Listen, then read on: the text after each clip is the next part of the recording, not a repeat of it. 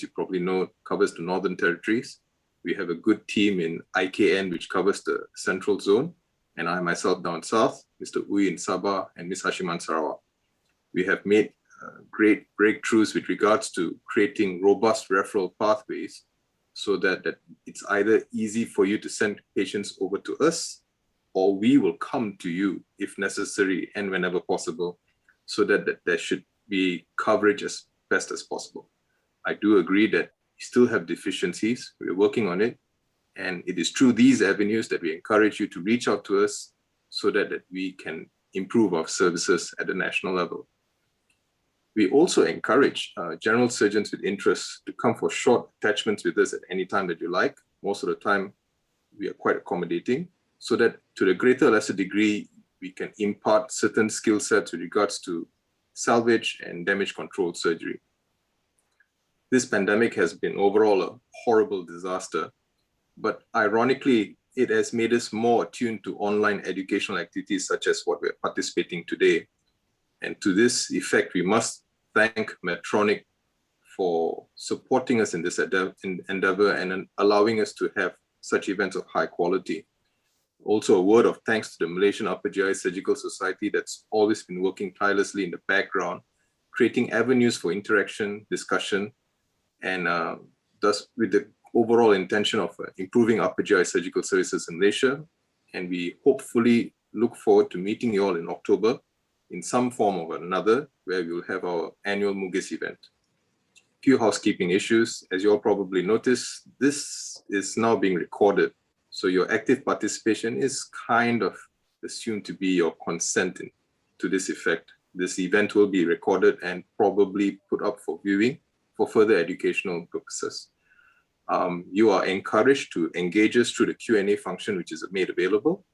We will try to answer as many questions as time permits.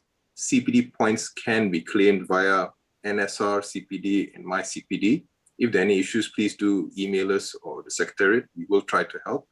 And it gives me great pleasure, without any further ado, to introduce our first speaker, who is none other than Mr. Lim Xiang-Yi, who is the current consultant upper GI surgeon, Penang Adventist Hospital.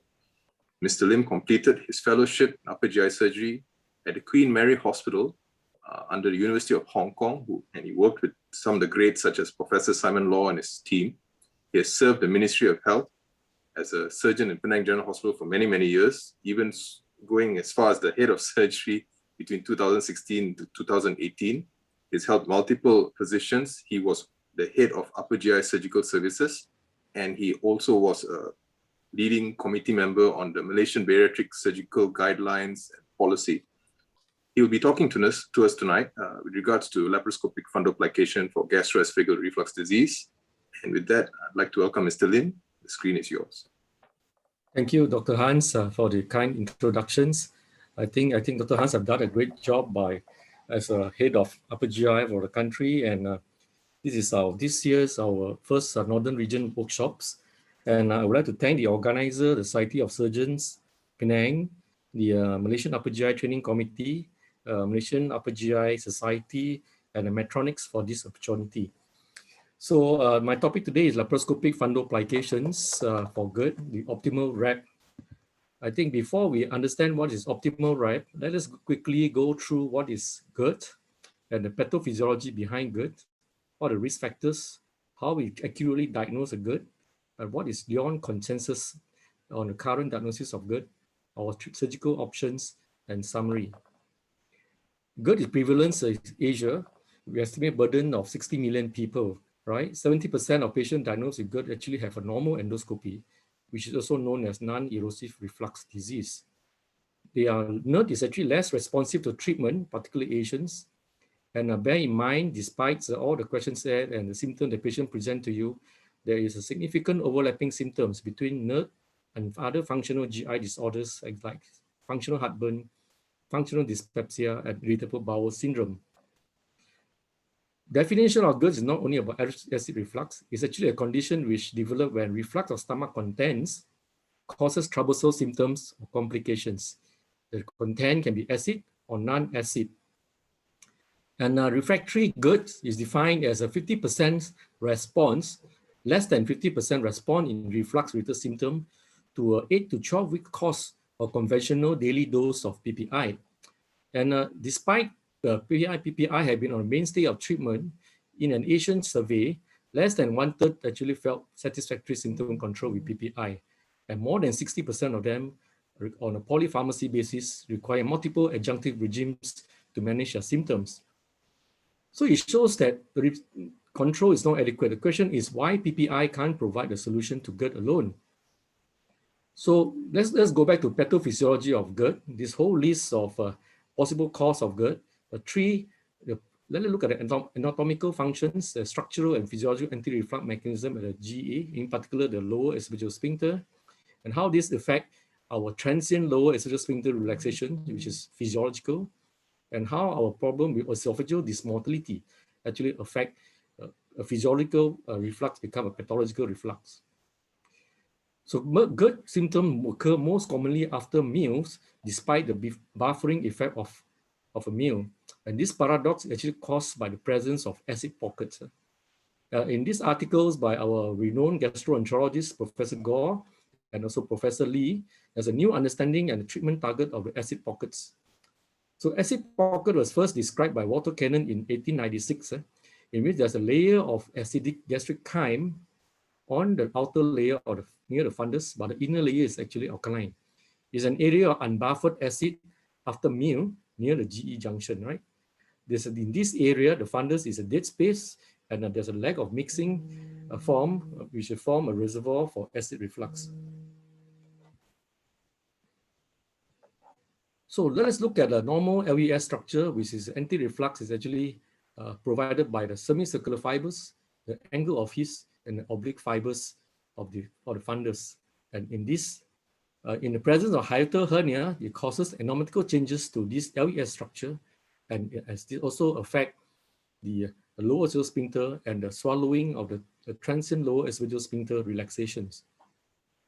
And there's a correlation between acid pocket and hiatal hernia.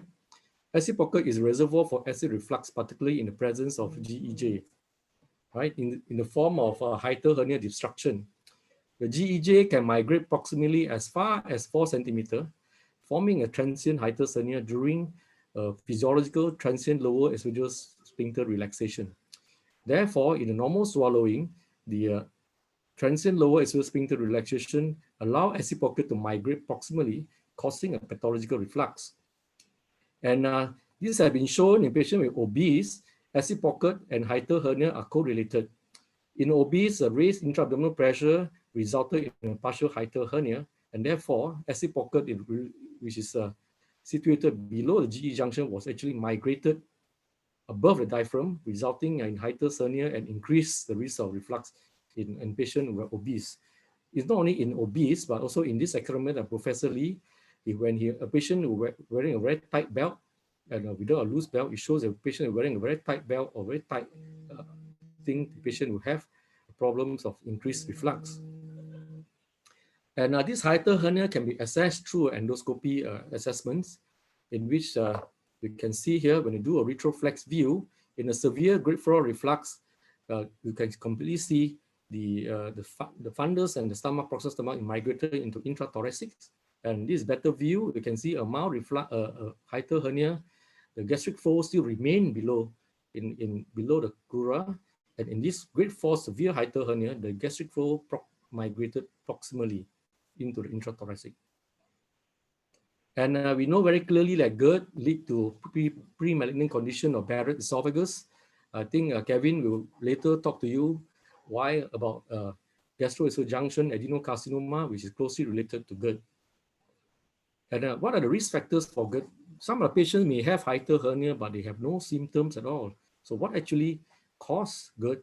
Some patients with hiatal hernia with symptoms, some do not have. We know that obese patients at a higher risk. Earlier on, Professor Lee in the paper had mentioned that obese patients have formed a transient hiatal hernia, and this is a risk for acid pocket formations, right? And Mr. Nashmi, you further talk about treatment for obesity, how we reduce the reflux of patients with obese. And esophageal motility also important factors for us for any physiological reflux, to prevent physiological reflux to become pathological. In a patient with severe dysmotility disorder, right? Especially in the scleroderma, when patient have problem with emptying peristalsis or esophagus, any physiological reflux that go up to the esophagus will be prolonged and cause a pathological reflux. Again, delayed stomach emptying, example, gastric outlet obstruction or patient with diabetic gastroparesis. These are the patients that will have prolonged food in the stomach, and this prolonged food actually prolong the acid secretion time in the stomach, and hence a physiological acid reflux will end up become a pathological reflux. So aggravating factors are also important to consider when you talk about optimal RAP. These are the patients need to modify their lifestyle, example, smoking, eating large meals, eating certain food that are very oily, fatty food, and also alcohol and coffee actually affect our physiological, affect our mechanism of anti-reflux. And good symptoms can be typically divided into typical symptoms or esophageal symptoms or heartburn, regurgitation, dysphagia, or the complaint of global sensation, or atypical extraesophageal symptoms like chronic cough, sore throat, hoarseness of voice, laryngitis. Some even complain of dental erosions or have sour taste and non-cardiac chest pain. And we know that clinical history questionnaire are commonly used for us to screen a patient for GERD, right? Typical symptom of GERD like heartburn or regurgitation has only about 70% of sensitivity and specificity diagnosis of GERD. The clinical diagnosis accuracy is much lower for patients with atypical or extraesophageal symptoms, right? And we know that earlier on, 10 to 70% of patients with GERD and a functional GI disorder may have overlapping symptoms in the questionnaire-based studies. So therefore, there's a potential error of diagnosing of GERD based on this questionnaire alone. How about trial of proton pump inhibitor? Why don't you just give patient a trial of PPI to see whether symptom response? Yes, but symptomatic response to PPI does not always equal to GERD diagnosis, right? It has only 70% of sensitivity and 45%, as low as 45% of specificity in comparison with a confirmation of pH and endoscopy. And therefore, it leads to overdiagnosis of GERD and overuse of PPI. Endoscopy remains a primary cause of in the workup for GERD, and it's also a mandatory for patients with red flag symptoms of risk of cancer, average age of elderly, unexplained weight loss, having dysphagia, bleeding, or GI history of malignancy. And how we diagnose GERD on endoscopy is only based on these three criteria. We can say patients having GERD. If patient or high-grade esophagitis, LA grade C or D, these are high grade, right? They can only be diagnosed with GERD. A and B may not be GERD, right? Or complication of GERD like Bariatric esophagus, having a stricture. So endoscopy positive finding is very specific for GERD, but is have a low sensitivity because, as we mentioned earlier, 30% of the pH confirmed GERD actually, only 30% of them have erosive esophagitis. 70% are actually non-erosive. And in a patient who have empirical PPI, I believe in our population, most of them have tried PPI before they come from endoscopy. The presence of erosive esophagitis is only less than 10%. So when we do endoscopy, we must interpret our result with the history of whether the patient is taking PPI and where is the last dose of PPI. Assessment important because I think PRAC criteria for our surgical trainees, we know that when we treat our surgical trainee upper GI endoscopy, they must know what is PRAC criteria, where the landmark of squamous columnar junction, where is the proximal gastric fold, and present hiatal hernia must be documented in any endoscopy assessment. And in a wide line endoscopy, you may find that the demarcation may not be very well seen, the Z junction. But it can be very well visualized if you switch to a narrowband imaging mode. The blue color here or green color here, it shows the squamous cells columns, and the pink color is actually the columnar column of the gastric origin. And also, we must actually know where is the gastric fold. The proximal gastric fold ends here, and the Z line ends here, means these are the Barrett segments. And on a retroflex view, we can actually see when this gastric fold is actually go inside intrathoracic. This is a grade 4 hiatal hernia. Again, pH monitor for now is been the gold standard of diagnosis of GERD in a patient who have a normal endoscopy, patient with atypical symptoms, or prior to contemplating anti-reflux surgery. And there are two types of pH monitoring available currently. One is the catheter-based and one is a wireless. And both have a decoder where actually is a diary for us patient to actually document their symptoms when they are having their meals and their positions during the day. And the catheter base has actually have two sensors compared to wireless. Wireless only one sensor. The advantage of catheter base wider base is have the distal sensor in the stomach. Is actually can help to determine the gastric pH with patient on PPI, and second sensor 5 centimeter above the distal esophagus to sense any reflux. There's another special probe for laryngopharyngeal reflux patients who have symptoms, atypical symptoms like having cough, hoarseness of voice. The first sensor is actually at the distal esophagus, and the second sensor at the cricopharyngeal above the cricopharynx to detect when the patient having sourness, there's a hoarseness, is there any reflux episodes over the pharyngeal region? And this wired have advantages of having both acid and non-acid reflux measured. The LPR probe only available in a wired probe, and the two sensors actually useful. Even some patients on PPI, they do know the dose is correct or not. The choice of PPI, you want long acting or short acting. You may actually use patient on PPI using this probe to determine whether the gastric pH is actually enough to suppress before you decide whether you need to up the dose or change the regime. So this wired can be easily performed and quite comfortable. Myself, I've been trying on it, and it can actually mask. By the current pandemic, you wear your mask, nobody will notice. You can even go running around with the probe, and hardly can be noticed, right? So the diagnosis of GERD are based on pH when your acid exposure time is more than 4%, reflux episode more than 40, or we have very strong reflux symptom association, very strong association, right? So this example of one of my patients who turned up with nocturnal heartburn and regurgitation, seen many doctors, many scope stunts, except pH, they will try many PPI, symptom not relief, and this pH actually shows the red color is the acid reflux, the blue color is non-acid reflux, very strong correlation with reflux. Patient with chronic cough, seen ENT, surgeon, seen chest physician, multiple medication give a lot of medication for allergic rhinitis, doesn't solve, right? Keep on coughing in this pandemic, people running away from him, thought he's having COVID. So he got no choice, nobody want to come to his shop because he's keep on coughing, people scared he's having COVID, so he came and see me. So we did the laryngopharyngeal reflux studies. It's a positive studies, his cough is attributed to the reflux, right? So it's not respiratory problems. So again, another patients working in a factory, hospitals survived for many years, see many doctors, see many ENT surgeons, and eventually came to me. We do a reflux studies, strong correlation, acid and non-acid reflux, full columns here. You see so many red and blue lines here, which shows patient having laryngopharyngeal reflux, more than hundreds reflux episodes, and the diagnosis is good for laryngopharyngeal reflux. And the role of esophageal high resolution impedance manometry is important to determine the pathophysiology for us to know which patient actually benefit from an anti-reflux procedure. And also it helps to classify esophageal motility. And this is a short video how esophageal motility can be done an outpatient procedure, right? And this is just a local anesthesia spray, and spray the nose, right? And when the probe is inserted, patient need to be awake, right? Sedation is not needed because we need patient to actually swallow to know the reflux, to study the reflux, right? We do a perform liquid swallow. As you swallow, you can see the peristalsis here, right?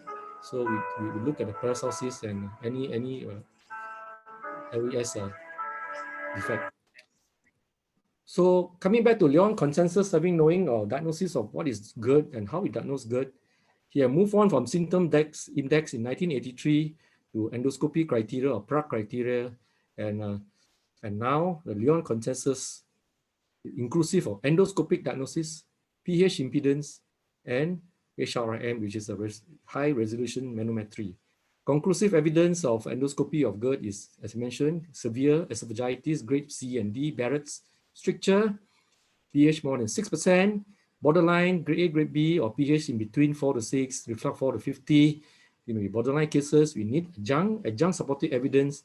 If you in the pH, you can also measure the mean nocturnal baseline index, which is esophageal integrity measurements a low index, very highly suggestive of chronic reflux, and HRM presence of hiatus hernia, hypomotility, LES pressure low is diagnosis of GERD, right? Against GERD, reflux acid less than 4%, episodes of reflux less than 40. So treatment options, we know that proton pump have been for a long time, and we also been told how to modify our lifestyle to reduce the aggravating lifestyle factors and diet. I think the issue related to weight will be highlighted by my colleague, Dr. Nashmi. And adjunct to PPI, medical treatment, any other thing other than PPI, acid pockets, I think some have trial Gaviscon, which is also a alginate antacid combination has been shown to form a buoyant rough on top of the proximal stomach to neutralize any acid pocket at the proximal stomach. So endoscopy anti-reflux therapy have been described, and there are two types, the TIF, transoral incisional fundoplication. There may be some symptom improvement in some patients in a small trial, but long-term effects are unknown. These are the patients without hiatus hernia. I think hiatus hernia more than 2 centimeters have been shown to be less effective, inferior to Nissen fundoplication. Strata procedure applying RFA energy to LES to increase scarring, hopefully to tighten the LES. However, meta-analysis did not show any increase in LES pressure or reduced acid exposure. The postulated, the symptom reduction is actually due to denervation of LES, where you actually apply RF energy to a lower esophagus nerve to desensitize the nerve. You do not feel you will not have a reflux symptoms, but doesn't mean that you do not have acid reflux. pH will still show acid reflux. So anti-reflux surgery actually can achieve remission in symptoms by increasing the LES pressure and reduce acid exposure. They have been shown in, over the years to restore physiological anti-reflux mechanism. Indications, young patient, large hiatal hernia, refractory symptoms confirmed by pH and manometry, and some patients with reflux hypersensitivity may be indicated if they fail to respond to medical treatment. And now come to the question, which is the best anti-reflux surgery? Open Nissen have been performed as early as 1950s and a laparoscopic version in 1990s. And in a later stages guideline in 2010, laparoscopic fundoplication is a preferred open surgery because of the superior early outcome, which means a shorter stay, less pain, early return to normal activities with less complication, and you have a similar outcome to the open fundoplication. And what is constitute an effective anti-reflux surgery? So when you do anti-reflux surgery, there are a few factors or principles we need to adhere to. We know the hiatus hernia present. We need to adequately mobilize distal esophagus to achieve 3 to 4 centimeters of intra-abdominal length. Pull it down, mobilize esophagus, pull it down, repair the crust, mostly posterior repair. We do a fundus wrap, right? Fundoplication, 2 to 3 centimeters of the mobilized distal esophagus in the intra-abdominal portions, right? By doing a fundal wrap, you're actually reducing the acid pockets and also reducing the dead space in the fundus. So what type of fundoplications? Total versus partial. Total, those have been withstand the test of time is actually a Nissen 360. Partial can be anterior or posterior. And in the studies between total and partial fundoplication, meta-analysis have shown that Nissen total wrap has significant higher prevalence of side effect. They have more dysphagia, they have more problem of gas bloated, it's difficult to belch, a lot of flatulence, and require reoperations. And with equal reflux control with a partial wrap of 260, 270. And therefore, this is now the posterior partial wrap or partial wrap is sufficient to control reflux with less side effects. Right? So we talk about partial wrap, but can you do it anterior or posterior? Right? Anterior can be either 90 or 120, but 190 or 120 have not withstood the test of time, higher failure rate, and a posterior fundoplication have been known to be more difficult to belch. So the question remains between the partial, anterior, posterior, which is a better one? So I would like to quote this paper. We've been actually involved from my colleague, Dr. Wan Nashmi, who is also our next speaker. This is a RCT from Professor David Watson in Australia, randomized controlled trial laparoscopic anterior partial versus posterior partial fundoplications. And in this study, he concluded that both partial fundoplication, anterior and posterior, have effective treatment for GERD. Although posterior will have less symptoms of reflux, but in terms of satisfaction in both groups, they have high grades of satisfactions. And the posterior partial group have higher percentage of belching, and therefore posterior fundoplication, although may have a less heartburn symptom, but they're offset by more side effects. So I'm going to talk quickly, show a quick video about anterior 180 rep, which are performed by most of us here. We involve firstly the crural mobilization of distal esophagus. We close the posterior crural defect, right? And restore the angle of his and anterior rep. This is a short video. We go by a pars flaccida approach dissections, where the lesser sac have been opened, the lesser omentum been dissected. You see this is a hiatus hernia here, right? We need to identify this is a crus muscle. This is the esophagus. Immobilize the crus and esophagus. So see how thin can be the crus, a very weak crus muscle. This is the right crura. Then we move on to the left because we need to encircle the esophagus from the right to left. So we need to see the right side of the crus before we can do further dissection. Right.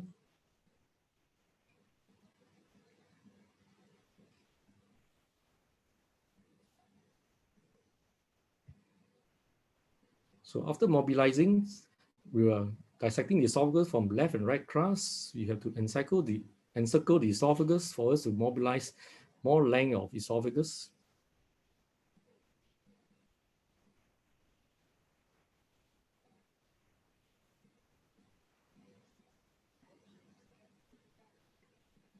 Right, so once encircled, we pull down the tape so that we get more length. We mobilize further.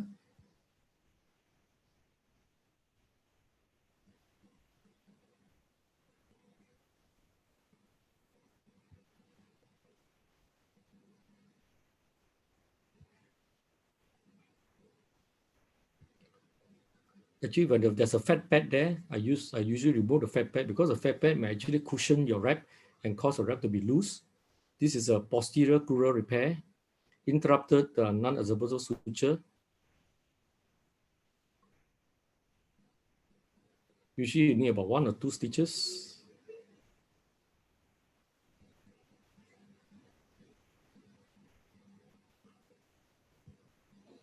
Once it's done, we align the angle of his, recreate the angle of his perpendicular horizon, which is parallel to your axial or esophagus. You anchor it to the left lateral esophagus wall, and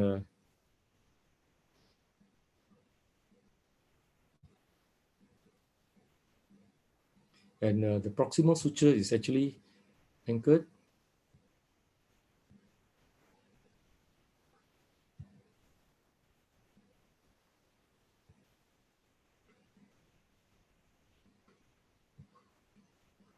All right, this is, you must anchor to the left crus and esophageal wall. And then in my practice, I usually put a bougie down the esophagus, right? To take precaution to reduce the risk of dysphagia.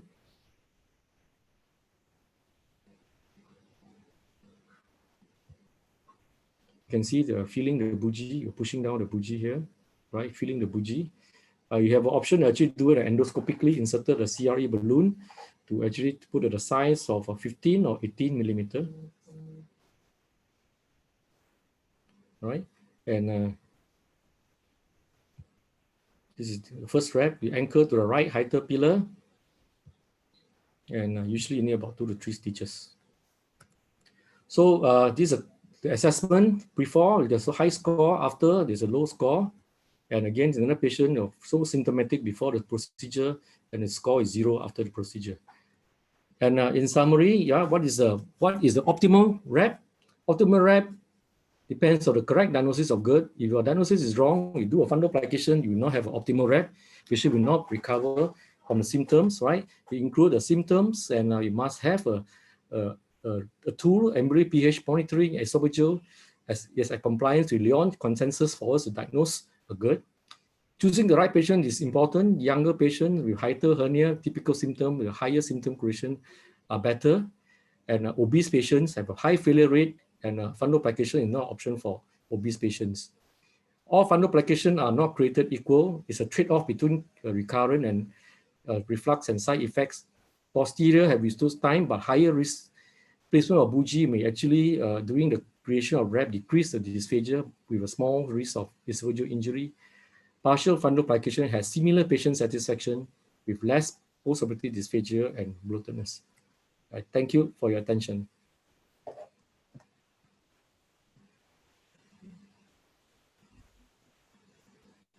Back to you, Hashima. Thank you, Dr. Lim. Yeah, thank you, Dr. Lim Shangyi, for the detailed sharings on hiatal hernia, reflux diseases, followed by surgical management of pathological reflux. So by now, if you ask what is the optimal wrap, so the answer is depend on the patient and depend on what the specialty assessment. So it's just not a straightforward answer.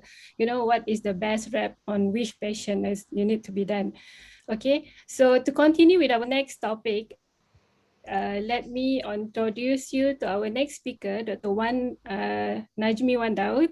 He graduated from University of Science Malaysia in 1997 and completed his postgraduate training in surgery with University Kebangsaan Malaysia in 2006. Subsequently, he served the community as a general surgeon until 2010 and completed his subspecialty training in upper GI in 2013.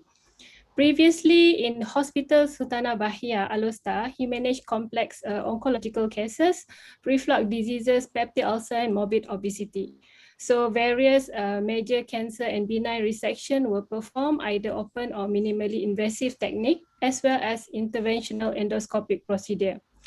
He was appointed as a council member of Upper GI Subspecialty Training Committee in 2016 and currently working as a consultant general and upper GI surgeon in KPJ Penang since 2018. So without further delay, let me introduce Dr. Najmi. The screen is yours.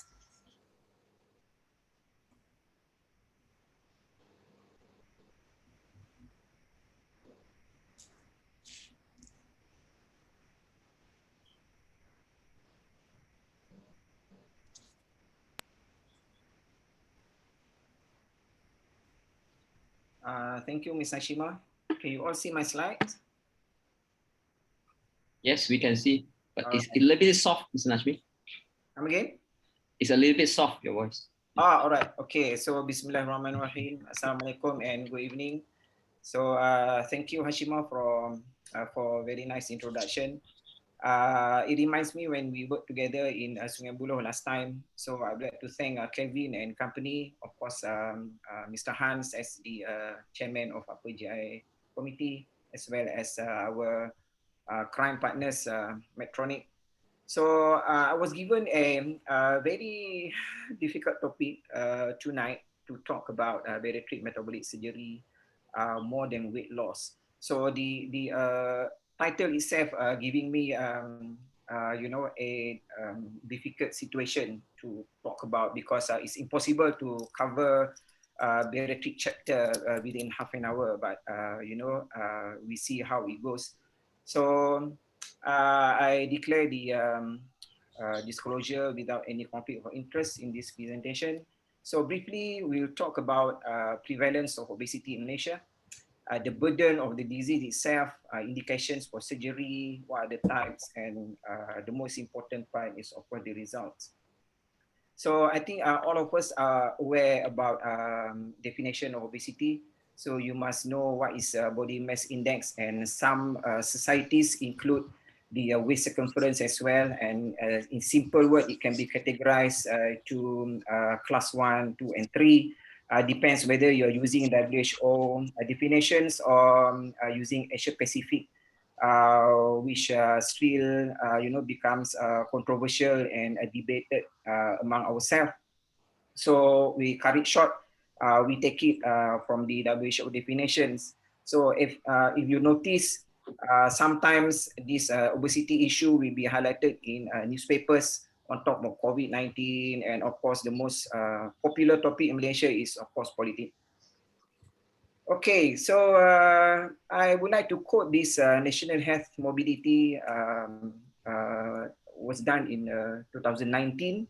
So for those who's not aware of this mobility survey, we have around 43.5% obese people walking around in the country.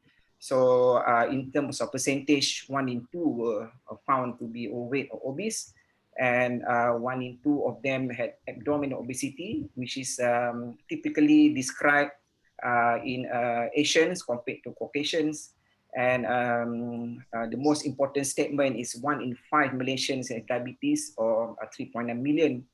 And out of this survey, 3 in 10 found to have hypertension, and 4 in 10 to have dyslipidemia. So among our neighbors, we are the champion. If we talk about obese population, don't talk about when we lose badly in soccer qualification with Vietnam and other countries. But in terms of obesity, nobody can challenge us so far. So what is the burden about obesity? That people trying to discuss, for the past few decades. Of course, we want to discuss about this. It can be categorized from head to toe, and whether the serious problem really affecting the overall health management in certain areas, or the simple problems can be managed in the outpatient setup, for example.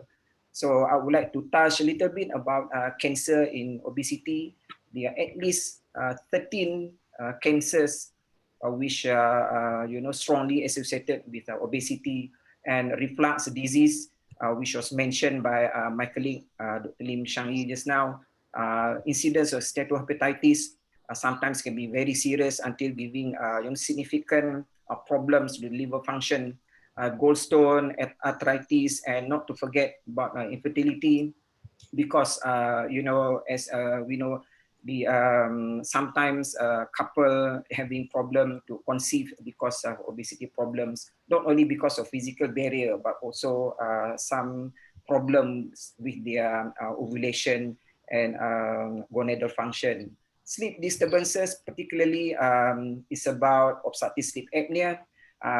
For those who are familiar with sleep study, so it's graded as apnea-hypopnea index, or AHI, less than 15, mild 15 to 30, moderate and more than 30 considered serious.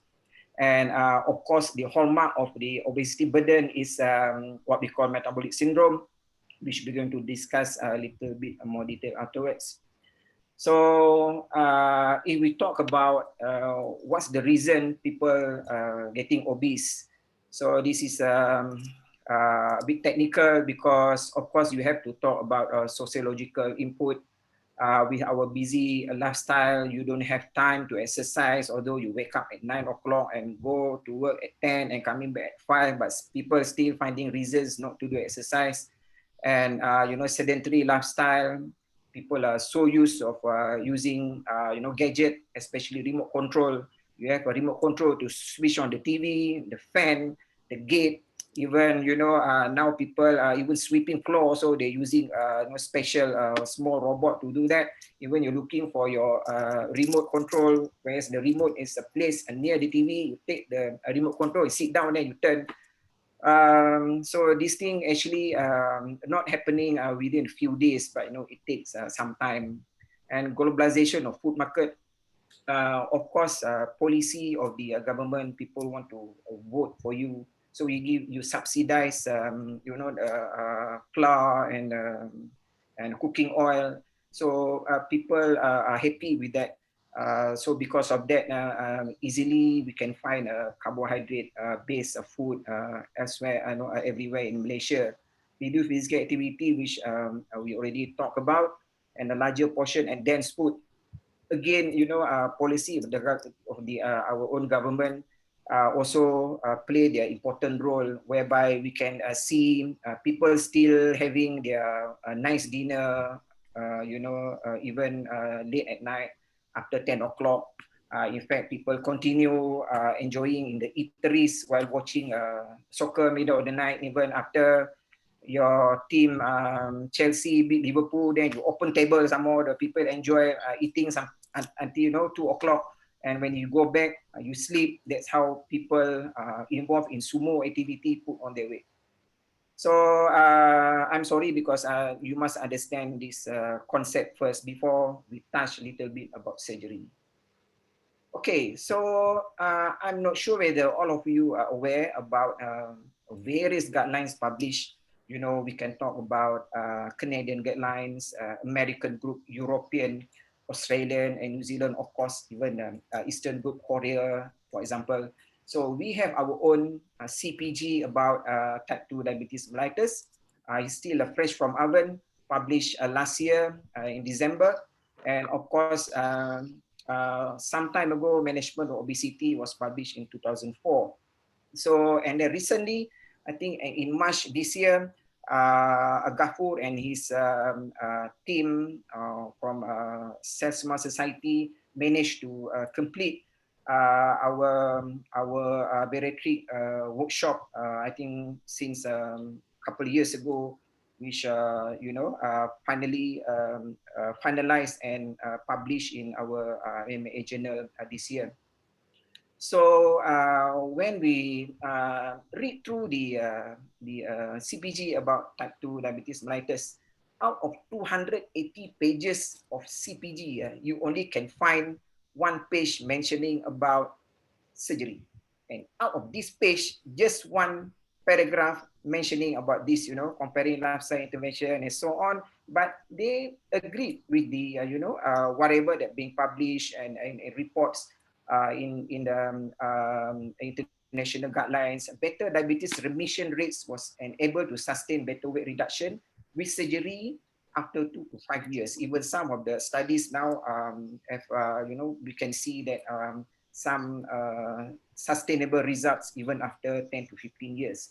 And then metabolic surgery should be considered in those who fulfill the criteria. And of course, after that, they mentioned about all the treatment related to diabetes. Not too bad, but probably on the surgical side, we would like to see more statement about surgery in diabetes. All right, as a comparison, in American, they even go straight forward with an algorithm. Once you are obese and you are diabetes, they are like brothers. So class 1, you consider bariatric, but class 2, you should recommend. And of course, class 3 are strongly recommended. So what about the management of obesity in 2004? So not too bad, because they list down all the indications or criteria to consider, obese patients for bariatric surgery. Of course, this quite some time. The first criteria was BMI more than 40 if they have major comorbidities. So we brought down into 35 to 40, but they must have, preliminary intensive management in specialized clinic, not in the outpatient basis, GPs, or even in KKs. One visit, you lose your weight, and that's about it. And then they should try other forms of weight loss measures before they come to see us. And then of course we must make sure they don't have any psychological problems. And the most important part, they must understand what is bariatric surgery is all about, and must be committed to undergo a follow-up program. So now we come to the latest consensus published this year. So we brought down the criteria to a bit lower. So BMI more than 37, and for those without morbidities, but 32.5 for those who have serious morbidities. Why? Because studies showed that in Asian population, we tend to have a truncal obesity, and then our body stature actually smaller than Caucasians. So surgery is not the answer for obesity alone. You must have a combination of counseling, some exercise, pre and post surgery. They must understand what calories is all about. And I don't usually talk about drugs, because we don't really practice prescribing certain slimming drugs. Of course, a slimming product as well, except those who are having metabolic syndrome. But most important part, all of us must understand we must try to improve any comorbidities with a good quality of life and try to reduce mortality, as far as possible. So the preparation takes, not only 1 or 2 weeks, but sometimes even months, because we need to start with counseling. Some of them, they come to see us without any idea. I do not know what's the reason, doctor. My doctor asked me to come and see you. All right, we must do a thorough assessment, a blood test, imaging, either ultrasound, sometimes CT scan. I routinely, we do ODDS because I would like to see what's happening inside the stomach before you cut it off. And special tests like, bone densitometry, and then thyroid function, or even a plethysmogram, depends, even echocardiogram as well, depends on the setting as well. Those who have BMI more than 40, most of the authors and bariatric surgeons recommend to prescribe them low-calorie diet for at least 2 weeks pre-operatively, because it helps when you are doing the surgery for them. And of course, they must understand the concept of doing exercise pre and post surgery. So I would like to touch very brief about hormones and peptides in our body, because you must understand there are various axes interacting each other, what we call enteroencephalic endocrine axis hormones and enteroinsular to pancreas. And because all these peptides and hormones are categorized in 2 main groups: orexigenic, which telling you, come, you eat some more, Najmi, eat some more, and then anorexigenic, which tells you, you better stop, if not you're putting on weight. All right, so there are various types of bariatric procedures published and being done by bariatric surgeons, globally. But I only believe in Malaysia and practicing only 2 procedures, which are lap sleeve and Roux-en-Y bypass. So a very simple statement about leaf gastrectomy. It consists of a procedure which we remove greater curvature together part of antrum, around 70 to 80% of the stomach. What the most important technique, you must include the fundus and as much a greater curvature, and it results in modest weight loss with some impact on your hormones as well. On the other hand, gastric bypass is more technical, to be honest, whereby you include making the gastric pouch only transmit around 30 cc of food, and you must exclude the fundus greater curvature from the food passage, and as a result, the weight loss is more rapid and sustainable compared to other procedures. So these are the pictures, some pictures which can show how are you going to create the gastric pouch and the limb.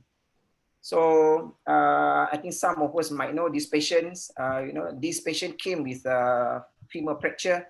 Unfortunately, it was too big, more than 200 kilos. So we put him on LCD, intensive exercise. Although he's on wheelchair, we managed to operate him gastric bypass. And this is how he looks like, I think 6 months after the surgery. This guy even worse, went to ICU because of heart failure, and then we perform a sleeve gastrectomy for him.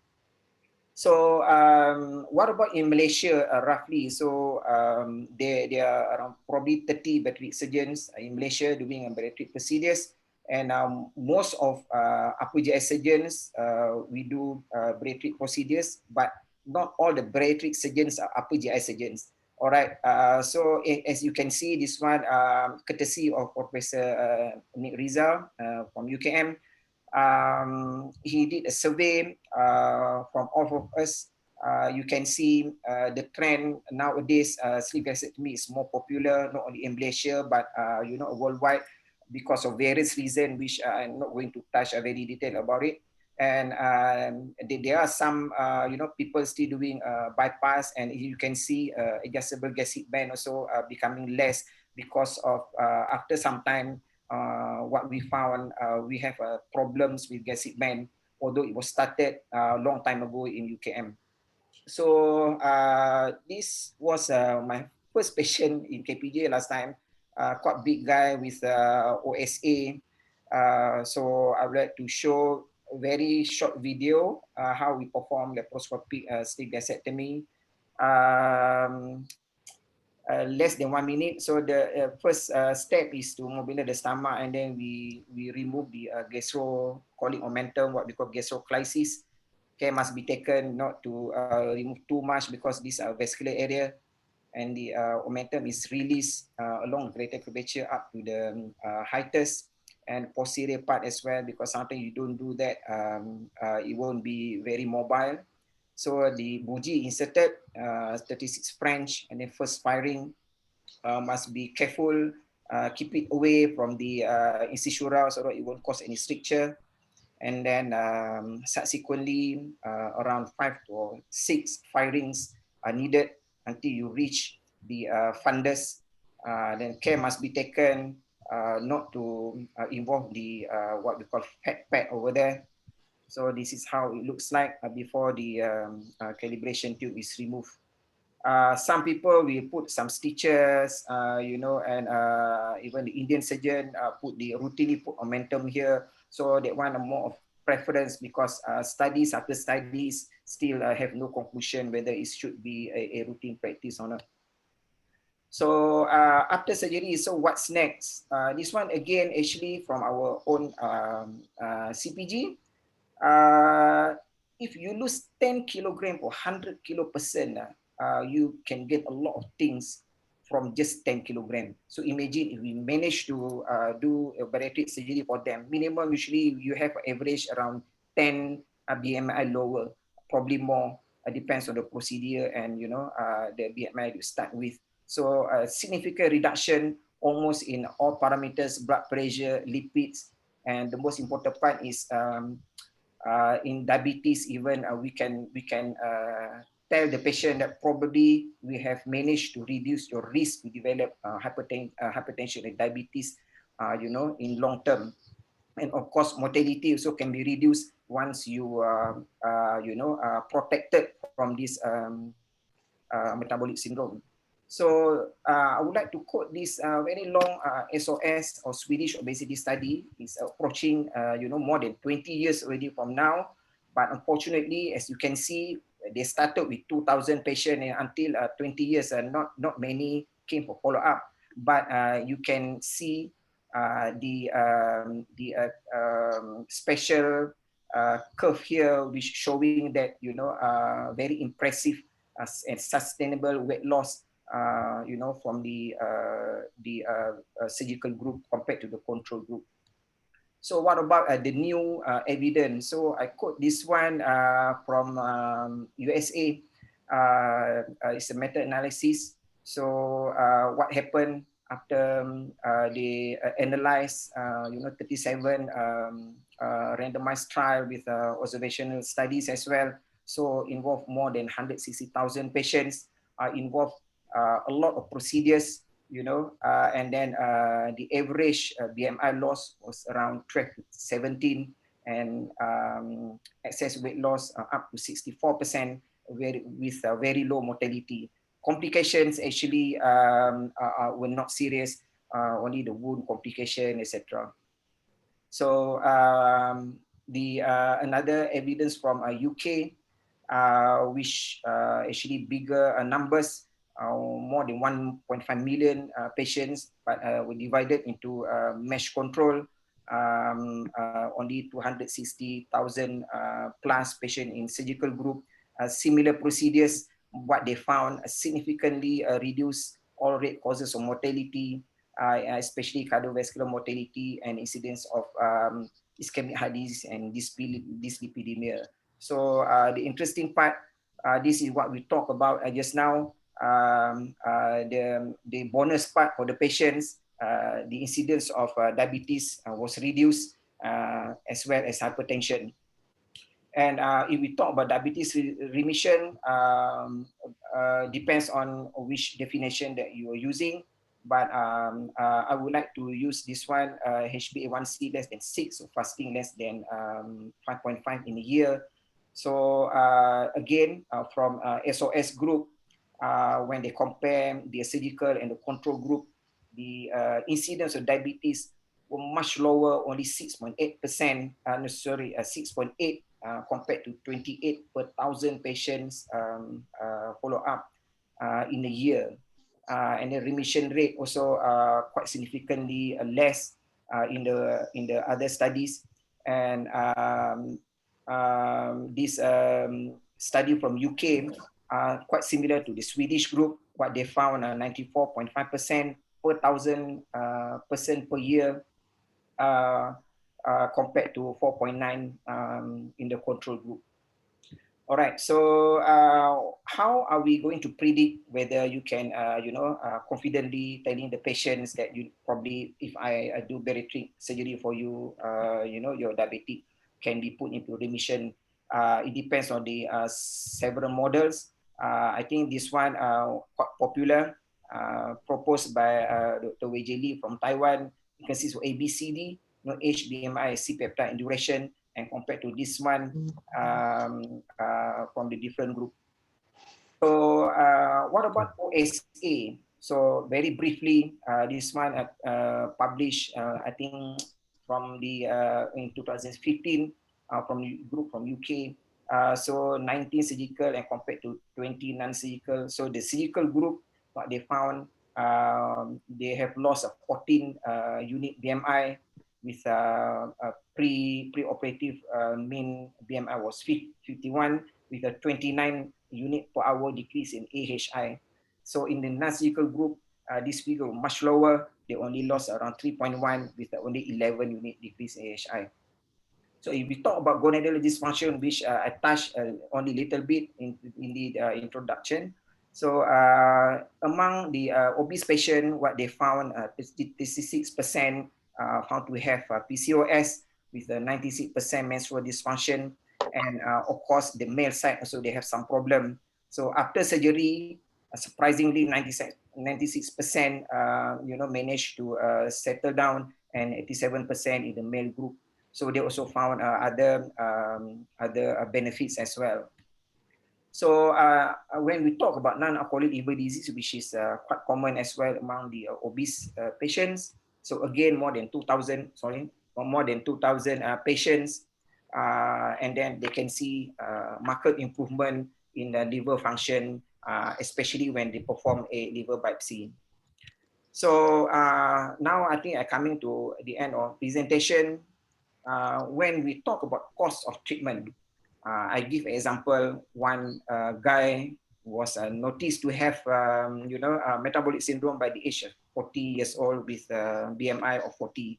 If you don't do anything, he might have a risk to develop colon cancer or gastric cancer, whatever, which is, if he's lucky enough, can be operated by any of us, then the cost of operation alone will come up to 70 to 80K, depends on what cancer that he's going to have. Of course, if that one surgery alone plus adjuvant chemotherapy, radiotherapy, which going to add up another cost.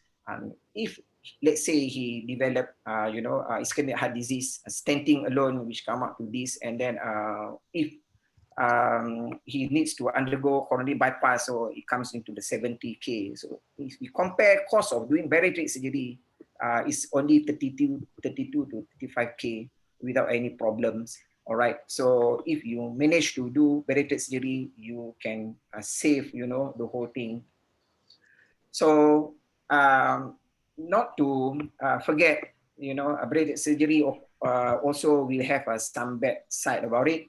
Of course, depends on the surgical technique, procedure related, and weight regain again, and nutritional problems. For example, as I put in the this slide. So, ladies and gentlemen, boys and girls, mom and dad. So, as a summary, prevalence of obesity, especially metabolic syndrome in Malaysia, is really alarming. So, people need to wake up and open their eyes. Bariatric surgery is the way forward in the near future. So, we have to work very hard to push for it. And because why is proven to reduce weight effectively and sustainable for years, proven to reduce other morbidities, and also as a bonus, it can reduce the risk of getting diabetes, hypertension, and the most important part, in long term, it can save a lot of money. So a lot of people need to work for it, not only surgeons, of course, you know, the primary physician, GPs, even you are urologists, during you do ultrasound for obese patient, you should talk about it. You know, as like we are pushing for the national vaccine program, even we call the celebrity, call the athlete to talk on TV, probably they call me to talk on the TV. So in future, why? Because by bariatric surgery, we reduce weight, reduce mobilities, mortality, and we can prevent new diseases from happening. And of course, this guy will be happy because we reduce the cost. Thank you.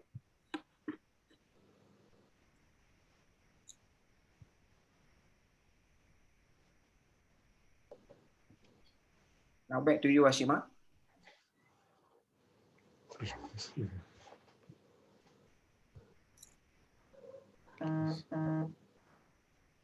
Thank you, Dr. Wan Najmi, for the talk. I will pass to our introduction to Dr. Uy. Yeah, thank you, Mr. Wan Najmi. Indeed, thank you, Hashima. Yeah, indeed, Mr. Najmi drew the short straw to present on this monstrous topic of a bariatric surgery. But again, a big thank you for making this very heavy topic so slim and easy for understanding on this Saturday night. We will now proceed with the next speaker of today's webinar. Dr. Kelvin Boon is no stranger in the upper GI surgery fraternity. He's a consultant surgeon, upper GI surgeon, and bariatric surgeon in Penang General Hospital. He received his formal training in upper GI surgery in Malaysia and proceeded to complete his fellowship in Shanghai and Taiwan as well. Aside from providing upper GI surgical services in the northern region, he's also actively involved in clinical research, publication, and presentations related to upper GI diseases. He's known to be a good teacher and is a visiting lecturer to RCSI and University College Dublin, Malaysia. He's also the Asia Coordinator for Tuck Society, sharing his knowledge and experience to junior doctors. I'm proud to present you my good friend and colleague, Dr. Kelvin Boon. Dr. Kelvin, please do us the pleasure.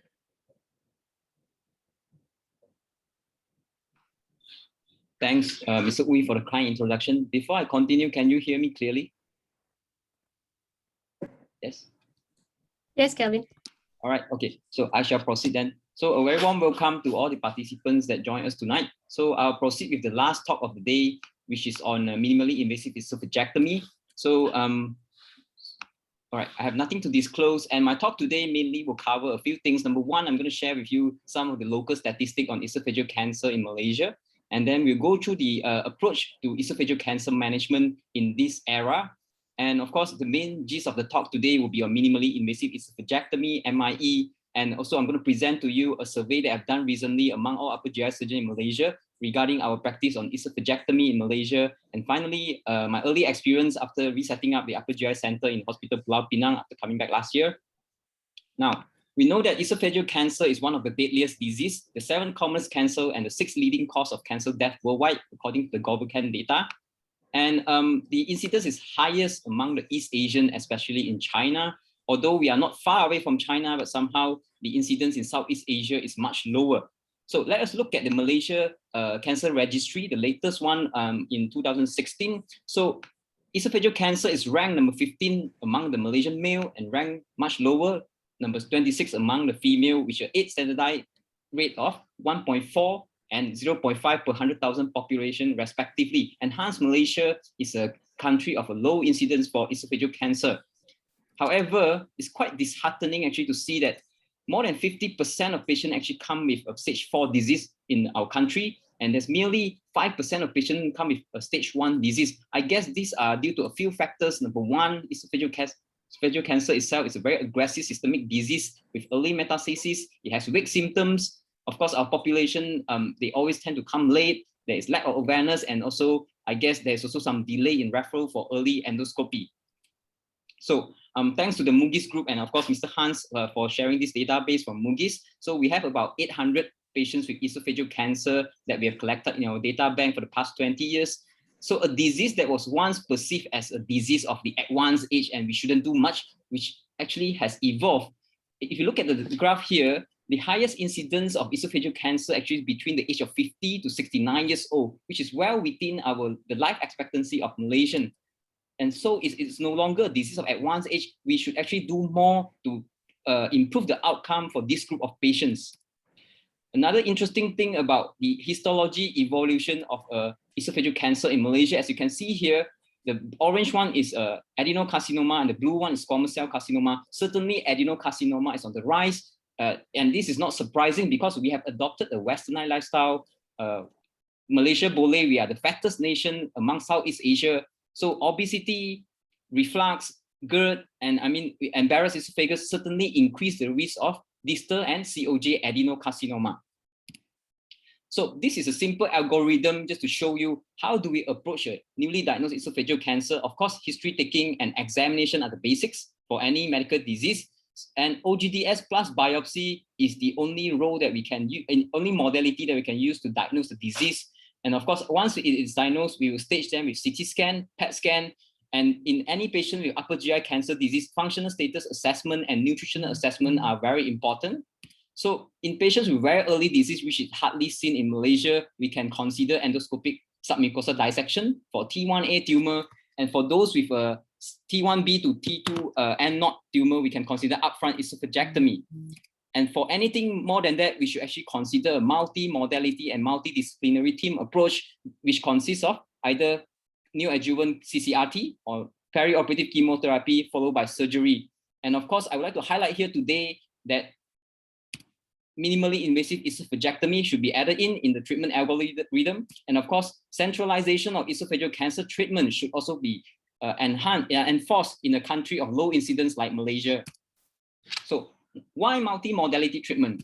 We know that upper GI cancers are a systemic disease. It has a heterogenic etiology.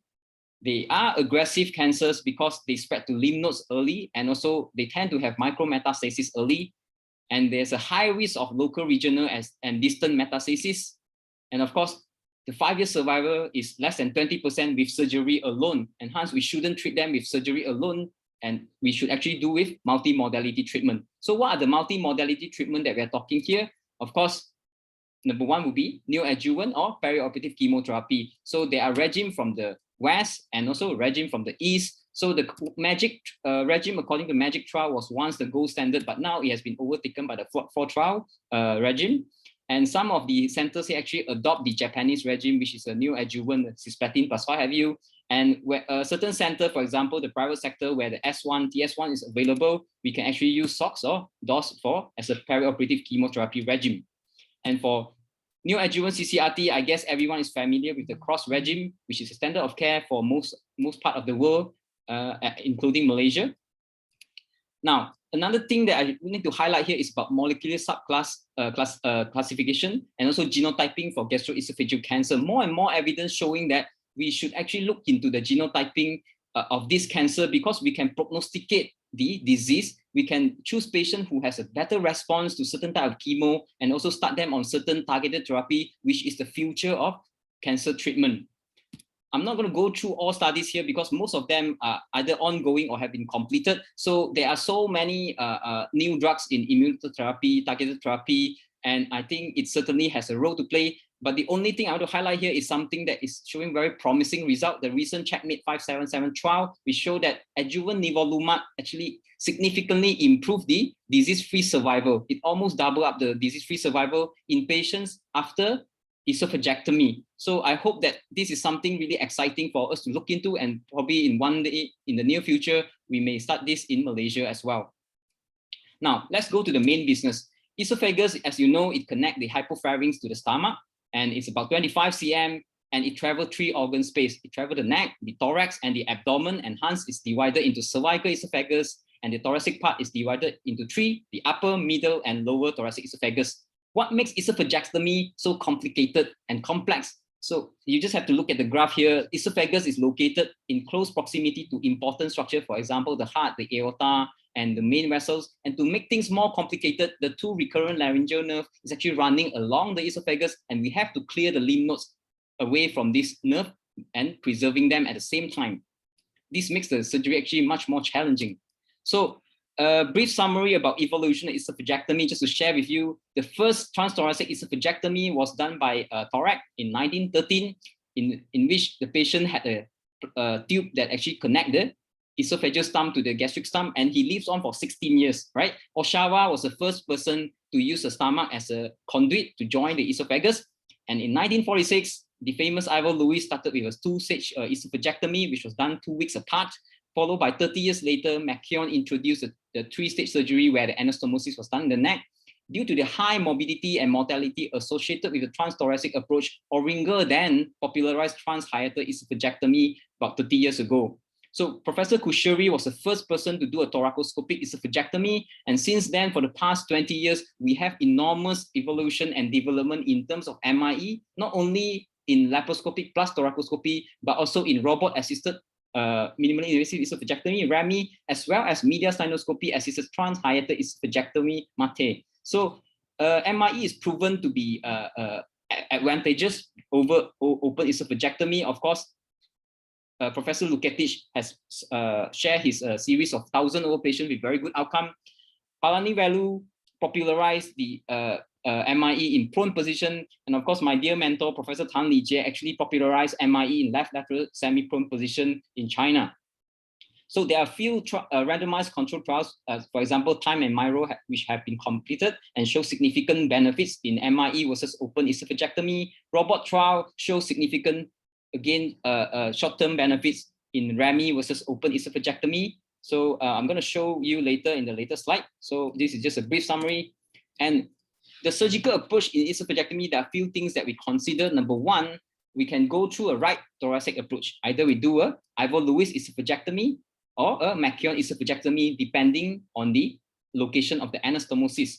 We can also go through the left thorax, either we do through a left thoracotomy or left thoracolabrotomy, okay, for a resection. And the anastomosis, of course, is done in the left thorax below the arc of aorta.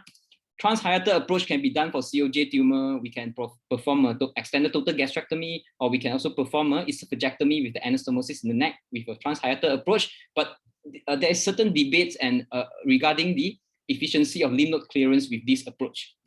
And of course, minimally invasive esophagectomy, MIE, is the way to go because we can achieve not only oncology clearance for the tumor, we can also help us to clear more lymph nodes in a more difficult location. And finally, endoscopic resection certainly has a role in highly selected patients with T1A tumor. So esophagus has a unique lymphatic flow. So I must highlight this to you because it has dual lymphatic supply here, one at the submucosal level and one at the intermuscular plexus. So the submucosal lymphatic actually has both longitudinal and circular flow. They can drain actually directly into the recurrent laryngeal nerve lymph nodes to the thoracic duct, bypassing the regional lymph nodes around the paraesophageal. So for the intermuscular plexus, they usually drain directly into the lymph node along the esophagus. And additional specialty about lymphatic flow in esophagus is it has bidirectional flow, and hence they can spread to not only the mediastinal nodes, and they can go all the way up to the cervical lymph nodes as well as to the abdominal lymph nodes in the celiac trunk. Now, a study done by Hagens, the Dutch group, analyzing about 9,000 patients with esophageal cancer with upfront surgery, it showed that patients with upper thoracic squamous cell carcinoma, the lymph node metastatic rate is highest at the right recurrent laryngeal nerve lymph nodes and also the cervical paraesophageal lymph nodes. Same goes for the mid-thoracic esophageal squamous cell carcinoma. We have to clear the cervical paraesophageal lymph nodes as well as the right recurrent laryngeal nerve lymph nodes, followed by the proximal paraesophageal lymph nodes, right? And of course, for the lower thoracic esophageal cancer, the lymph node metastasis rate is highest at the lower mediastinal nodes, as well as the lymph nodes along the celiac trunks. This serves as a guide and mapping for us to decide on the lymphadenectomy that we should perform in a patient with esophageal cancer.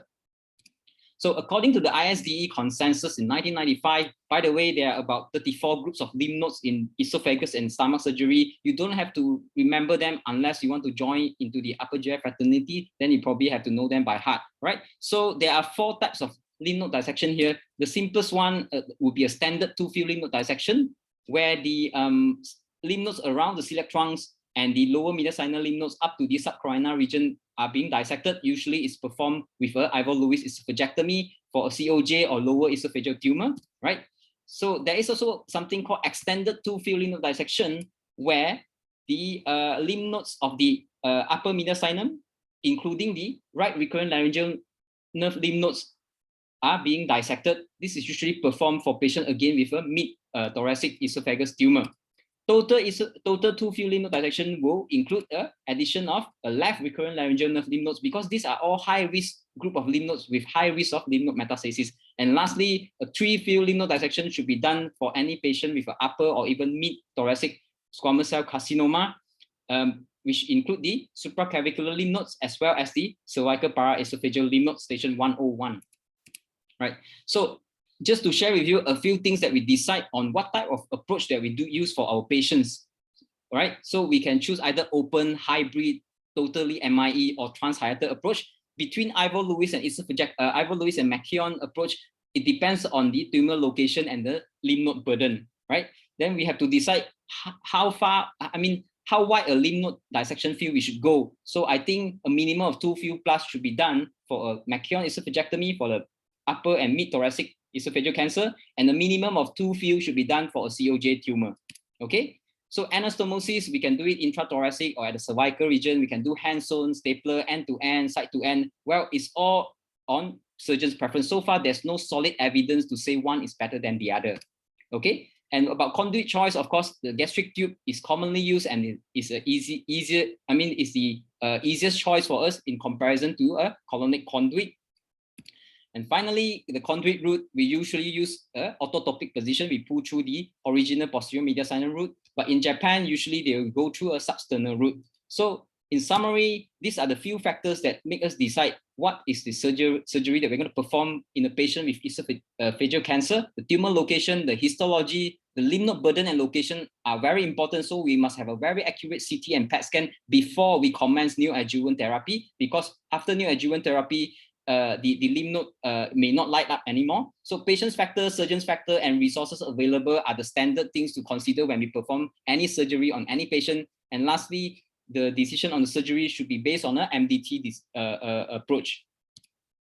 Now, a recent publication by the Esophageal Complications Consensus Group, including 24 high-volume centers across the world with about 2,800 patients, right? So the overall complications after esophagectomy is high. We know that esophagectomy is a complex surgery. The complication is known to be high, about 59%, and more than half of the patients actually had multiple complications.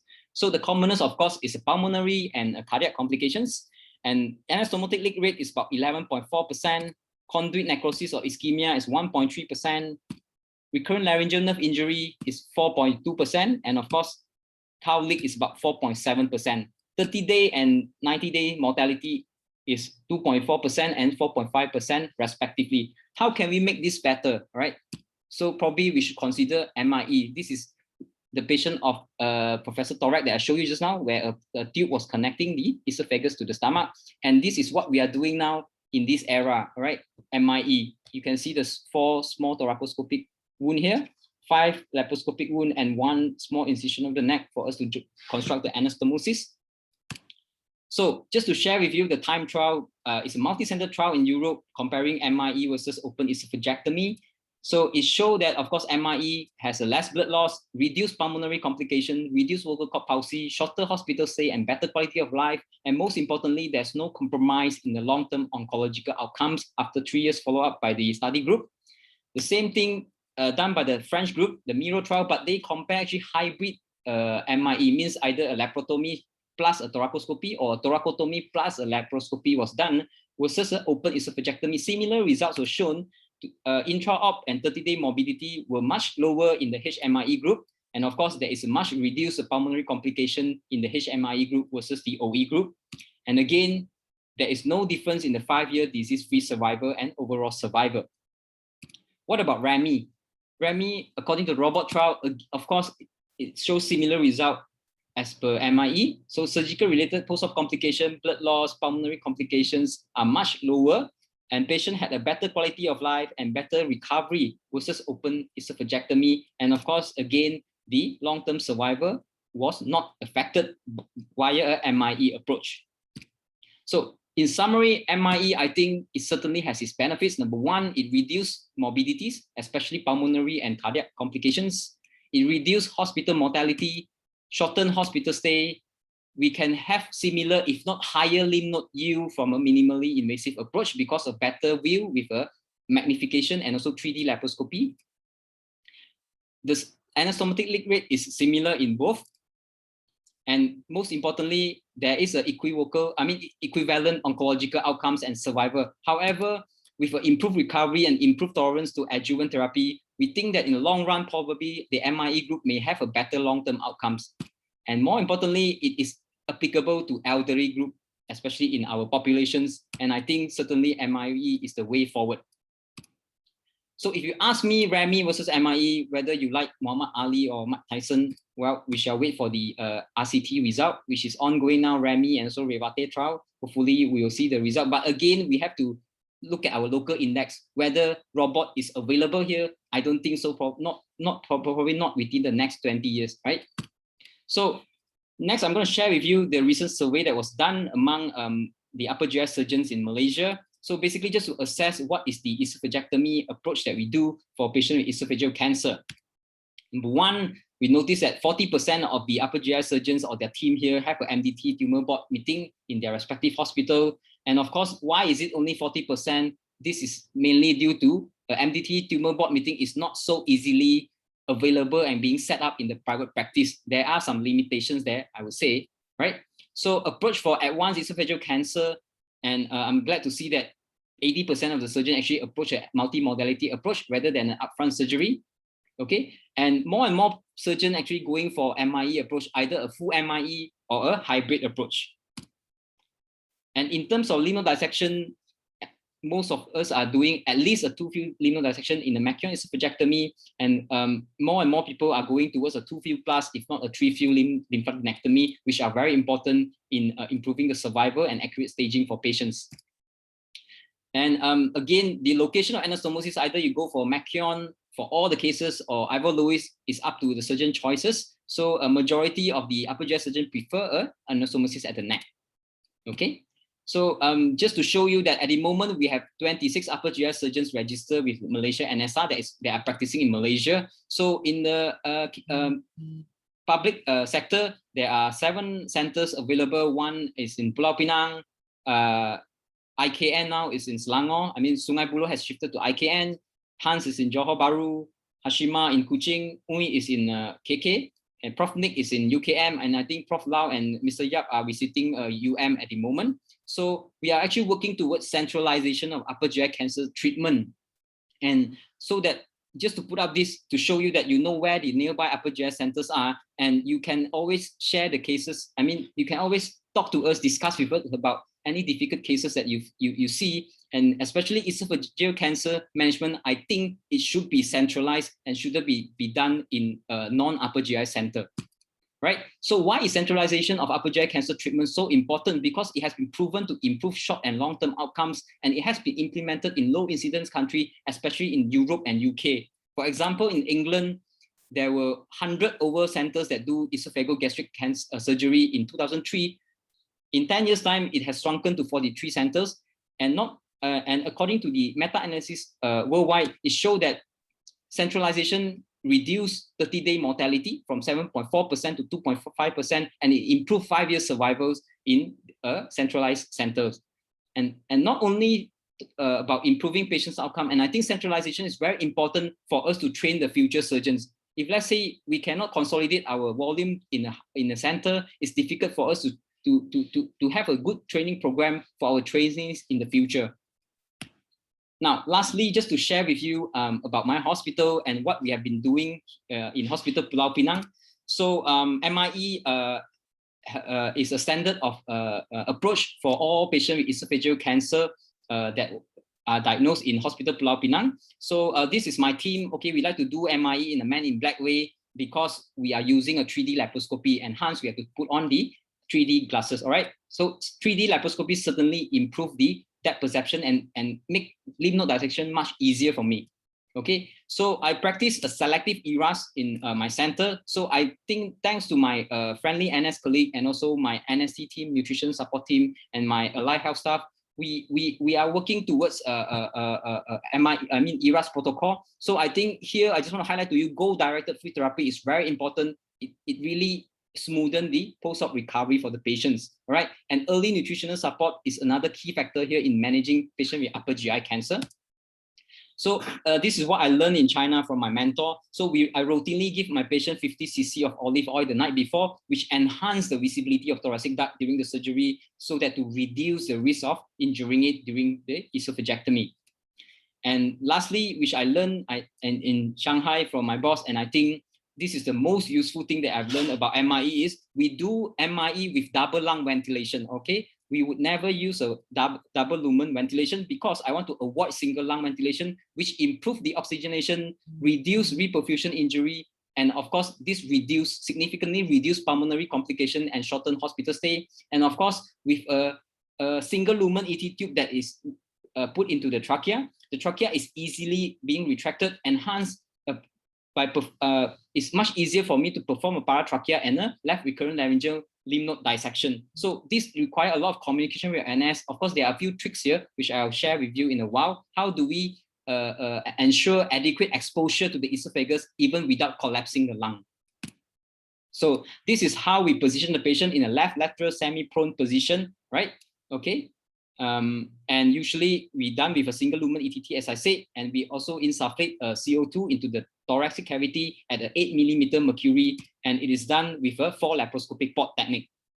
And in the abdominal and neck phase, usually I place the patient in a French position with a 5 laparoscopic ports, right? So, and the neck incision, if I'm going to do a 3-field dilatation, I'll do a collar neck incision. If I'm just going to do an anastomosis of the neck, I'll do a vertical incision anterior to the sternocleidomastoid muscle. Okay. And for Macuon esophagectomy, usually we will construct the gastric tube via a mini laparotomy at the epigastrium region, about 3-4 cm, to remove the specimen, and also we construct the gastric tube outside of the body, which I think is important because if we are to remove the specimen through the neck, number one, there will be tumor seeding. Number two, with the jumbo-sized tumor that we have in our population, it's not easy to pull through the thorax and remove it via the neck. Okay, and to ensure that the quality of the gastric tube is good and with adequate length, I think it's safer for us to construct it ex vivo. This is for Macuon esophagectomy. If it's for Ivor-Lewis esophagectomy, usually I construct it intracorporally. Okay, this picture just to show you, this is the esophagus being transected from the neck incision. This is the stump of the esophagus with the anvil there. All right, so a mini laparotomy was done and the specimen was being pulled out. All right, you can see here the tumor is at the esophagus extending all the way down to the cardia. And this is how I construct the gastric tube with the latest Signia endostapler, right? So this is how the gastric tube look like. Once it is constructed, I usually make a narrow and long gastric tube because I believe that the blood supply is better. So this is how it looks like after it's being pulled up in an orthotopic position. This is the gastric conduit stump. This is the esophageal stump, and then we join these two together. Now, I'm just going to share with you a video of a patient that have undergone an Ivor-Lewis esophagectomy, a 51-year-old man with locally advanced Sievert 2 adenocarcinoma. So he completed 4 cycles of FLOT before undergoing Ivor-Lewis MIE about 5 weeks post chemotherapy. So first we'll start off with the abdominal phase because this is an Ivor-Lewis esophagectomy. Patient was in French position. First, the hepatogastric ligament was taken down, and this patient, you can see here, he had an accessory left hepatic vessel which was being clipped and cut. Once the lesser sac was entered, then a suprapancreatic dissection was done, clearing the station 8A, 7, 11P, and 9 lymph nodes along the common hepatic artery, the left gastric artery, and also the splenic artery. Right. So this is the left gastric artery being clipped and cut after dissecting the lymph nodes, and then a dissection was done along the superior body of the splenic artery to clear the station 11P lymph nodes, and dissection was carried out towards the fundus. The gastrocolic ligament was then taken down, preserving the gastroepiploid arcade, and the hiatal dissection was then done to free the lymph nodes from the crus, and you can see the aorta pounding there after clearing the lymph nodes away from it. And once the stomach was fully mobilized, the gastric tube was then constructed intracorporally with an endostapler. And then patient will be positioned in a left lateral semi-prone position for stage 2 of the surgery. So in the thorax, we open up the parietal pleura, posterior and anterior to the esophagus first, of course, clearing the paraesophageal lymph node together during the mobilization and also the subcarinal lymph nodes. Once it is being mobilized, then we will proceed with mobilization towards the hiatus to connect into the abdominal cavity, right? Followed by pulling up of the gastric tube. And finally, the gastric conduit is being completed by the final stapling at the fundus. And then the esophagus will be lifted up, and I'll perform a side-to-side anastomosis between the esophagus and the stomach at the posterior wall of the esophagus. And finally, esophagectomy was completed with a final stapling at distal to the anastomosis. The NG tube was passed through for feeding post-op, and I close the common opening usually with a barb suture. Okay. I used to do leak tests after performing anastomosis, but now we have moved away from it. So this is patient's specimen after being removed. So he had a smooth recovery, went home on post-op day 7, and this is how the wound looked like. So the final HPE show a YPT3N1 adenocarcinoma. However, the response to the chemo wasn't so good. It was still a mandat TRG grade 4.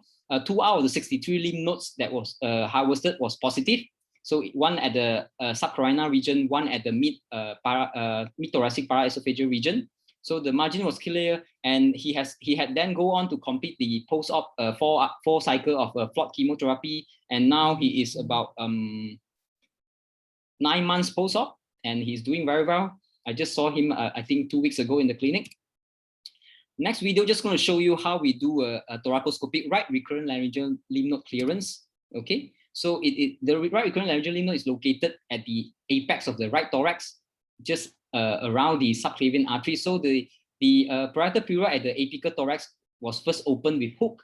Then we'll trace the right subclavian artery, and we try to trace the right vagus nerve, and then followed by the right recurrent laryngeal nerve, which was hooking around the right subclavian artery, which was shown here. Okay, so the lymph node around it is being dissected. The branches of the right recurrent laryngeal lymph nodes are being cut off. Usually, if it's very near to the nerve, I would advise you to use the scissors. Do not use energy device. Be very careful with the energy device because it may injure the nerve. And finally, the lymphatic tissue was being removed. And this is the final picture. As you can see here, this is the vagus nerve, right? The subclavian artery is here. This is the right recurrent laryngeal nerve recurring up to the neck region. This is the trachea, the posterior part of trachea, and this is the esophagus.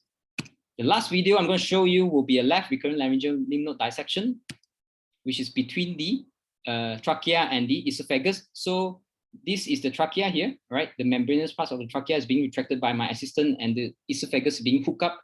So the left recurrent laryngeal nerve is here, and this is the arc aorta here. So as we clear it, all right, you can see the nerve here nicely. This is the left recurrent laryngeal lymph node, okay? And we got to trace its origin just at the arc aorta, and you can see here also the sympathetic nerve to the cardia. So these two nerves should run together, and do not get confused, okay? Sometimes you may thought that the sympathetic nerve is actually a recurrent laryngeal nerve, and it is actually not. So once the dissection is completed, we then take down the dorsal mesoesophagus and complete the lymph node dissection.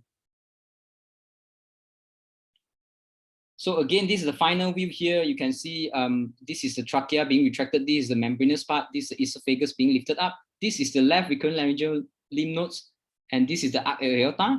This is the cardiac sympathetic nerve that running parallel to it. Okay. So some of the patients, as I say, we perform 3-field lymph node dissection just to show you this is how it looks like at the neck region. After a collar incision, the internal jugular vein will be retracted medially to expose the supraclavicular lymph node here for dissection. Okay, and again, you can see the effect of the olive oil the night before. The thoracic duct is very prominent and juicy to prevent us from cutting it. So this, again, a picture just to show you how the scars looks like with MIE versus the conventional surgery. And just to, I've done 10 MIE after coming back last year. So majority of them were of adenocarcinoma, and most of them completed FLOT perioperative chemotherapy.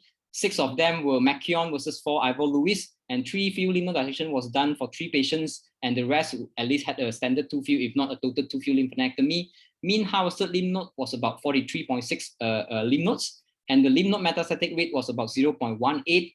The length of stay post-op, usually patients stay in the hospital for about 7 to 9 days before I discharge them. I have a few complications, of course, pulmonary complications still being the commonest. 2 of them had a left-sided effusion, which required pigtail drainage. 1 patient had a right recurrent laryngeal nerve palsy, which recovered well.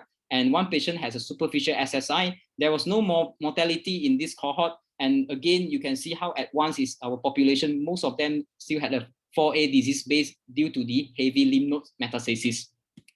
So in conclusion, ladies and gentlemen, I think esophageal adenocarcinoma is certainly on the rise. Esophageal cancer is no longer a disease of advanced age, and hence we should put in more effort and to improve their outcomes, right? MDT and multimodality treatment is the current practice in this era, okay? Surgery alone is no longer acceptable as the sole treatment of esophageal cancer, okay? RO resection and adequate lymph node dissection, I think it should be the gold standard of surgery for any patient with esophageal cancer. And of course, MIE is the way forward. Public awareness, early detection, and centralization of esophageal cancer treatment should be implemented to improve the outcomes of patients with esophageal cancer in low incidence country like Malaysia. And I would say genomic study and targeted therapy certainly is the way forward, and it may even replace surgery as a standard of care for cancer in the future. And finally, individualized treatment strategy is always a wild card that we have as a surgeon, because we're going to be a surgeon and also a tailor to tailor-make our treatment strategy according to our patient's need. So before I end, just to promote the events to you all, next Saturday, we will have our 3rd TUX Asia Symposium on hiatal hernia and GERD management. Feel free to join us. We run this every month, last Friday of the month. Every month will be different topics. And if you are not a TUX member yet, TUX is an international upper GI society, which have up to about 2,000 members now from all across the world, and the membership is free. Feel free to join us.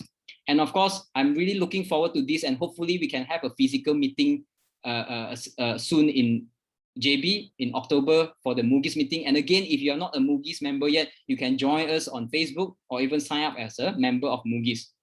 With that, I thank you for your attention.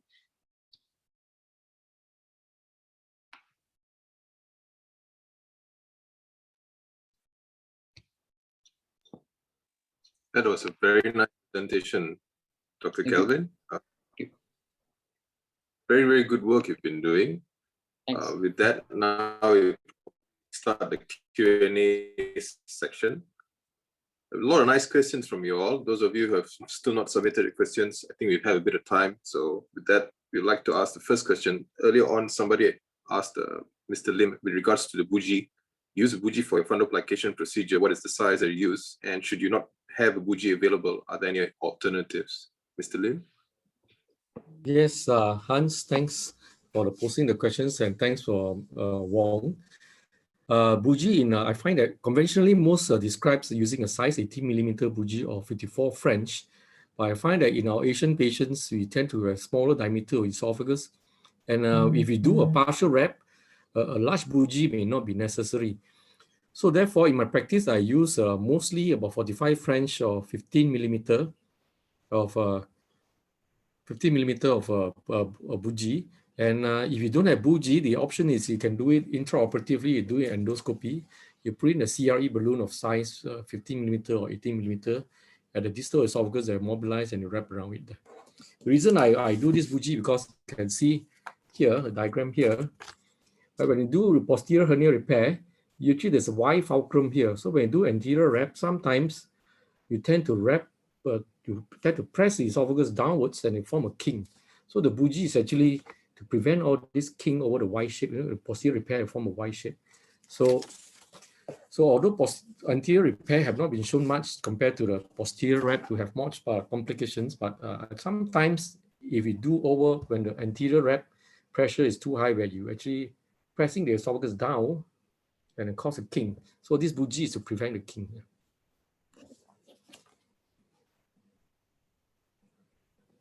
Thank you, Mr. Lim. Mr. Hui?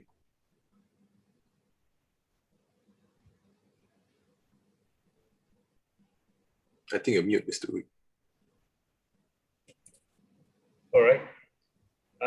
Okay, so the next question by Lee What do you think are the causes for large hiatal hernia in non-obese patients, and would you recommend fundoplication up front? Any of the panelists would like to answer that? Maybe perhaps the rest can chip in. In a non-obese patient, there are many reasons, because once I have a discussion with Professor Lee, or gastroenterologist who is an expert in manometry and pH, you notice that during our body physiological grow up, we tend to have changes in our body weight and our portions, the way we grow. At some point we get more obese, at some point we lost weight. So when we have this intra-abdominal pressure is high, we may not be overweight in terms of BMI, but our waist circumference increase is cause a high intra-abdominal pressure and cause a transient hiatal hernia. So we may not seem to be obese, but you got some reason a high intra-abdominal pressure. I think for females, sometimes during pregnancy, you actually increase the intra-abdominal pressure, you create a transient hiatal hernia, stretching your hiatus. So this is one of the reasons why in a non-obese patient, you have a large hiatal hernia. I think that any of the faculties or want to chip in?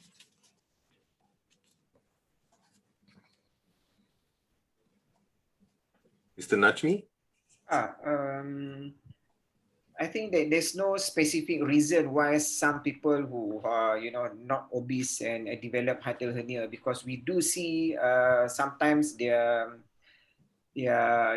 having normal body build, but diagnosed with hiatal hernia.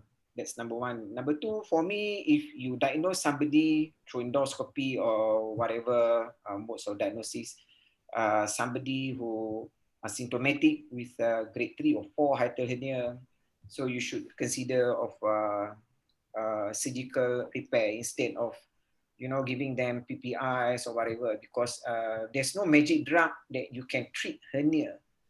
For those donkey years we are doing hernia surgery for inguinal hernia, umbilical hernia, incisional hernia, but when coming to hiatal hernia, why are you playing around with medical treatment? It must be fixed through surgery. Yeah, I would like to add, as of now, we know a lot about hiatal hernia, but we still do not know what is the cause of hiatal hernia, unfortunately. So we know the mechanism of how it happens. We know based on the best evidence on how to treat it, but unfortunately, the exact mechanism of why a hiatal hernia or a large hiatal hernia can occur in a non-obese patient, we still do not know. We know it is associated with aging. As you age, your diaphragm changes. So your esophageal membrane becomes loosened. We know if you have a rise in your intra-abdominal pressure from obesity, from pregnancy, from heavy lifting, straining, coughing, does cause hiatal hernia. And even maybe you are just born with a large hiatus. Yeah, so, but the exact cause, we are still not sure yet.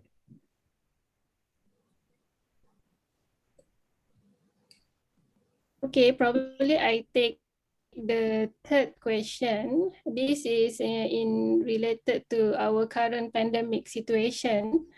So the question here is, let's say you see the patient with the reflux symptoms.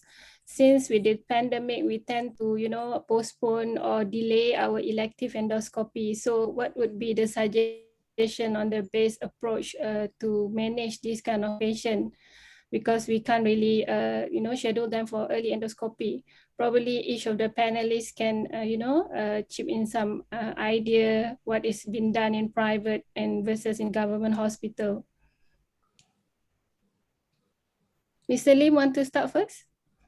Yeah, and in the early of the pandemic last year, when we have difficulties of sourcing PPE, when there's a shortage of PPE and also the shortage of test reagents, we actually have to prioritize our cases for endoscopy. For patient, we think that for some of us, we think that it's not a major. We try our PPI, right? We try our PPI, give them some time, 1 or 2 weeks, see they respond or not. But of course, patient a high risk group, we offer them to go some imaging. For example, patient has symptoms, but we can't do scopes, either a barium swallow or CT scan first for this type of group. But eventually, when we caught up with our PPE supply, we have more test kits to screen all the patient before endoscopy. Our endoscopy service are almost back to normal. Yeah. Hans, maybe on what happened on the southern part of the Malaysia in government hospital?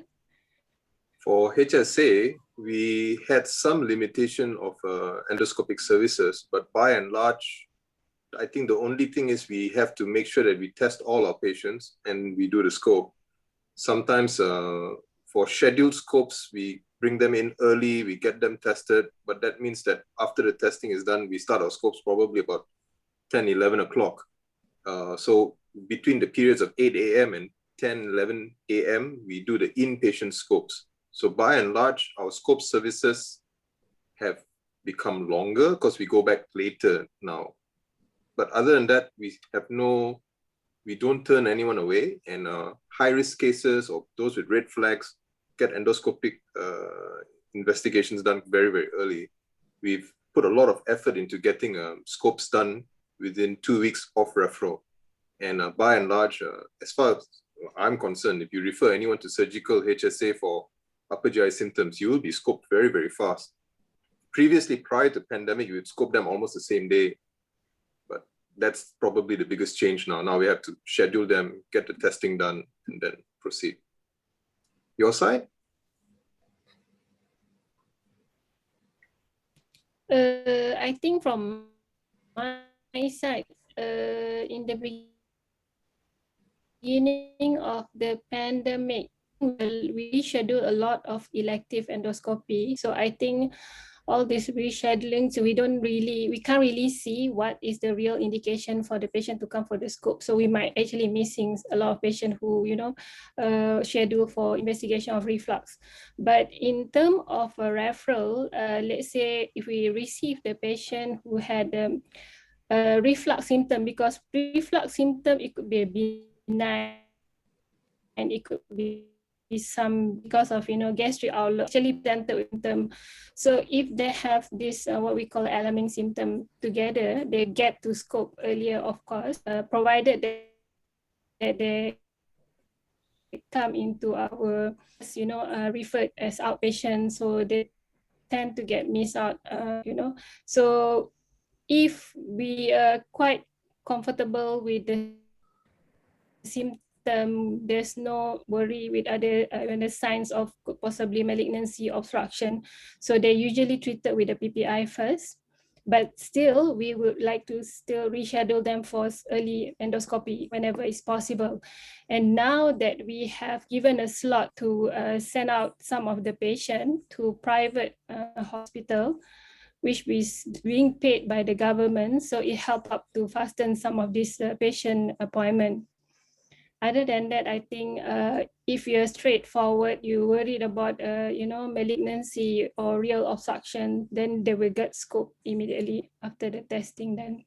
So we use, until now, I think we're still doing routine screening, RTK at least, in urgent cases, or if not, we do PCR before endoscopy. This is the problem. Okay, probably I brought up the next question. Yeah. Oh, Probably sorry, I bring up this question. Yeah, I wanted to. Okay, never mind. I think Kelvin already answered the question in the chat room. Oh, okay, if that's all right with you, then probably the next question that comes up on the list is someone asked Kelvin specifically in regards to KPI in performing OGDS for screening for esophageal carcinoma. I think trying to improve our detection rates from endoscopy, KPI, probably presuming this is from the government side. Oh well, Mr. Kelvin, what are your thoughts? Okay, I'm not too sure about the KPI for adeno detection rate for colonic polyp. Is there a KPI for that? What is the detection rate that is acceptable? Is there? Okay, anyway, I mean, it's difficult to compare an esophageal lesion to a colonic lesion. I would say if you look at the cancer incidence in Malaysia, colon cancer is the commonest cancer among the male, and esophageal cancer is like the 15 commonest. So for every 10 to 20 colon cancer that you get, you probably will get only one esophageal cancer. So the detection rate certainly will be low. And of course, if you want to improve our detection rate, we have to improve in our number one, the awareness in the not only the patient but also among the endoscopies. And number two, it will be on our endoscopic equipment. For example, if you're going to adopt what the Japanese or the Chinese or the Koreans are doing, you're going to have very good, say, white light magnify endoscopy. You have a very good chromo endoscopy technique that you use to actually study the entire esophagus and the stomach, which unfortunately is not so easily available in our setting. So I remember there was a publication from the Seremban group last time. We have this Mark IV quadrant, which actually have this symptom-based assessment to see who are the high-risk patients that should have a direct referral for endoscopy, because we notice there are always delay when, say, for example, a patient being referred from the primary care physician, then by the time they get an appointment to see in the surgical clinic will be probably 1 month later, and by the time they get the endoscopy probably will be another 1 to 2 months later. To make this waiting time shorter, we have this direct referral for endoscopy program for high-risk patients. Of course, those at above 50 years old, those with red flag symptoms, for example, anemia, dysphagia, loss of appetite, loss of weight. And I guess even patients with FOBT, we should consider popping in an OGDS for them whenever they come for a colonoscopy. We should take this as an opportunistic screening for our population, which is of low incidence, because there's no way you're going to implement a routine screening as it's not economical, right? Anything to add from the rest of the panelists? Actually, if I may, so we have a few problems here. Detection rates are low. That would be a problem of either equipment, high resolution scopes, or the lack of training. In certain hospitals, districts and such, a lot of scopes are actually being done by junior officers. It's unfortunate, it's inevitable. But whoever who performs the endoscopy should have some degree of training. So with that, to that effect, we've been proposing that a lot of people try up the HIGAN series. Those of you who never heard of this online training, just feel free to contact me. White light imaging, a series of online cases whereby you learn how to detect patterns and recognize early tumors. It's quite a nice little program. We encourage that anyone who does upper endoscopy seek out some form of training. Furthermore, we also are organizing endoscopic courses. Seek them out as well. Training is the first way to improve detection. Second of all is we need to stop the concept of trial of PPI at tertiary centers, because by and large, anyone showing up in HSA, for example, would have gone through at least 2 or 3 GPs, 2 or 3 government facilities before they end up at my doorstep. If they come to my doorstep and my junior officer says, okay, well done, we're going to give you a trial of PPI again, you're going to further aggravate the problem. So what we have done over here, any patient who arrives at our center, trial of PPI is not allowed at the tertiary center. We will perform endoscopy, because I assure you that they would have already seen enough people to have achieved multiple trials of proton pump inhibitors. And this is true because a lot of the cases that we have received have been turned away at the emergency department, or I've seen no less than 6 doctors and been prescribed proton pump inhibitors multiple times, when actually they had a tumor that was slowly brewing within them. So this concept we need to break down. So access to endoscopy was the intention of Mark's quadrant, whereby private first liners would be able to diagnose patients with risk to allow early referral and rapid endoscopy to them. But rapid endoscopy should be a natural pathway in big centers like ours. This is something that's an initiative that we are trying to establish at state level. But it's an interesting point. But of course, this is not going to be easy to implement, but things to consider. HIGAN online training, those of you who would like to know, try to contact me. I'll get you the link for it. The next question, perhaps we will then look on with regards to, do I want to go there? Never mind, maybe you just take the next question.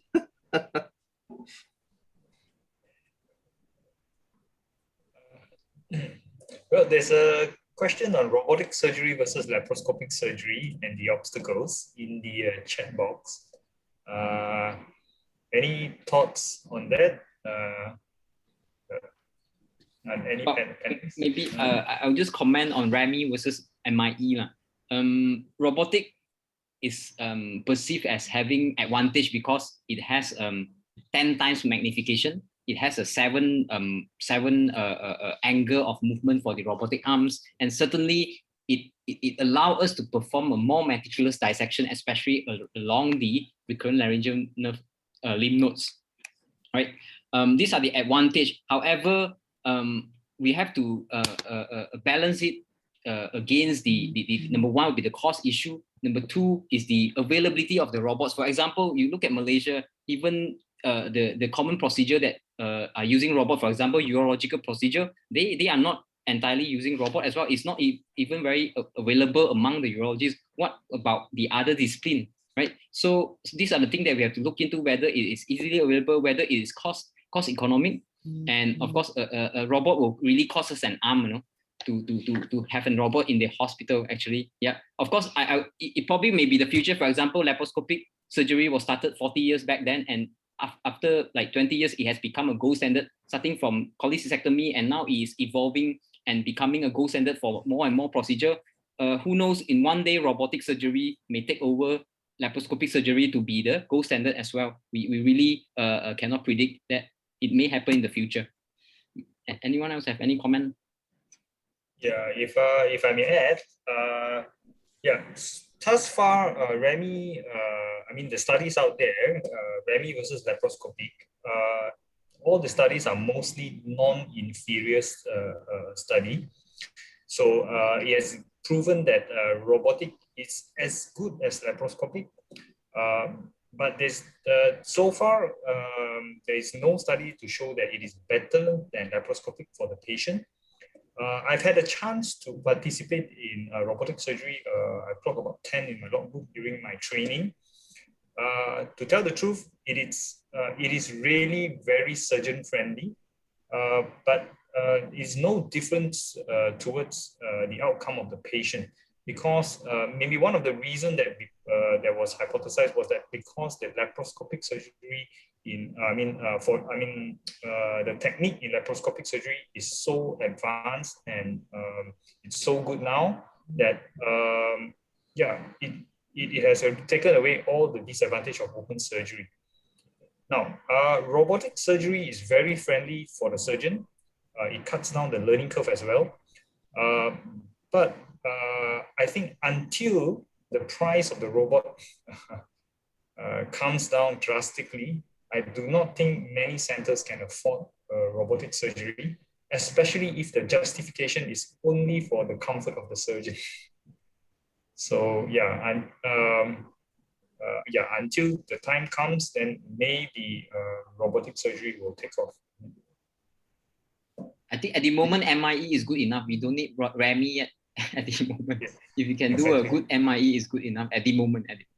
Yeah, exactly. Now, it's almost time now. Maybe Dr. Hashima would like to close our webinar today. Right. Because of the time limitation, we could not answer all the questions live tonight. But I think if you all look into your chat box, some of your questions might have answered by your speakers. So if we have not answered, we will try to reach you by email. So before we ended our session tonight, I would like to thank our esteemed speaker, my senior here, Dr. Lim Shang Yi, Dr. Wan Najmi, and our future in upper GI, Dr. Kelvin Boon, and my co-moderators, Dr. Hans and Dr. Uy, for very informative sharing tonight.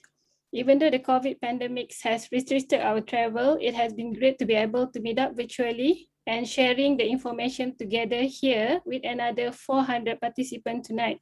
So I hope all who present tonight will benefit from the presentation and the discussion. So on behalf of the committee, we would like to thank all of you for joining us tonight. Hope to see all of you joining us probably next week in Talks meeting. And in our MUGIS conference in October, so either virtually or as a physical meeting. So if anyone need an upper GI consultation, here we are just a phone call away. So with that, good night and have a good weekend. Thank you. Good night. Thank you very much. Good night. Bye. See you next week. Thank you. Thank you, Metronics. Yeah. Thank you. Thank you, SOS and MUGIS as well. Thank you.